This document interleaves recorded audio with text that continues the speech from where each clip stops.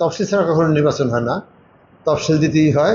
হয়তো ব্যাপক আকারে যখন হয় তখন এটা আপনারা বেশি প্রচার ভালো করে করেন, যার জন্য জানতে পারেন। প্রত্যেকটা নির্বাচনের জন্যই তফসিল দিতে হয়। আর বিচ্ছিন্ন ঘটনা সেটা হলো যে আমাদের দেশের মানুষ, বেশিরভাগ মানুষই শান্তিপূর্ণ নির্বাচন চায়। মানে উচ্ছৃঙ্খল পৃথিবীর সব দেশেই থাকে।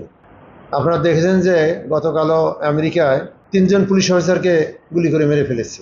এটা বিচ্ছিন্ন ঘটনা বিচ্ছিন্নভাবেই দেখতে হবে।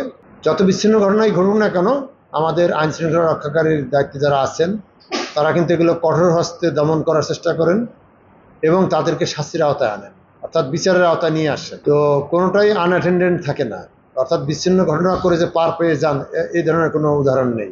যার জন্য দেখবেন যে আমাদের খুবই ছোটোখাটো এই ধরনের বিচ্ছিন্ন ঘটনা ছাড়া আপনারা যদি পার্সেন্টেজের আকারে ধরেন তাহলে এটা 0.0 পরে কিছু আসে একটা ফিগার। আমাদের 99.9 পর্যন্ত নির্বাচনের সব জায়গায় সুষ্ঠু